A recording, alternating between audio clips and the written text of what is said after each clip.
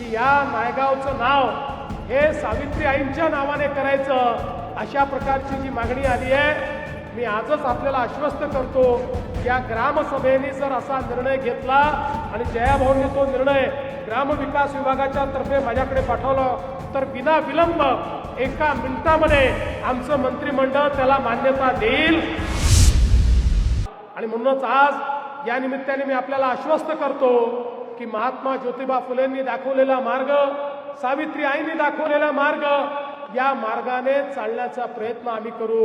आणि खऱ्या अर्थानं आज या ठिकाणी एक अतिशय महत्त्वाची मागणी आलेली आहे आणि जयाभाऊंनी सांगितलंय की या नायगावचं नाव हे सावित्री आईंच्या नावाने करायचं, अशा प्रकारची जी मागणी आली आहे, मी आजच आपल्याला आश्वस्त करतो, या ग्रामसभेने जर असा निर्णय घेतला आणि जयाभाऊंनी तो निर्णय ग्रामविकास विभागाच्या तर्फे माझ्याकडे पाठवला, तर विना विलंब 1 मिनिटामध्ये आमचं मंत्रिमंडळ त्याला मान्यता देईल।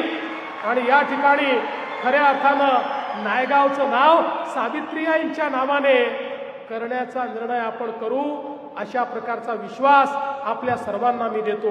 पुन्हा एकदा आपण दुरून इतक्या गावोगावून या ठिकाणी आलात, त्याबद्दल आपल्या सर्वांचं स्वागत करतो। या यंत्रणेमध्ये आमचे जिल्हाधिकारी असतील, आमचे सीओ असतील, विशेषतः ग्रामविकास विभागाचे सचिव असतील, आमचे सर्व मंत्रिमंडळातले सहकारी असतील, या सगळ्यांनी जी मोलाची साथ हे स्मारक करण्याकरता या ठिकाणी जयाभाऊंना दिली आहे, त्या सगळ्यांचं अतिशय मनापासून अभिनंदन करतो।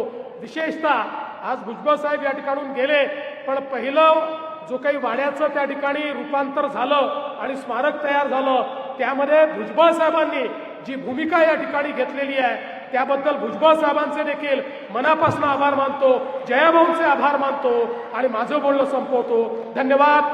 जय हिंद, जय महाराष्ट्र, जय ज्योती।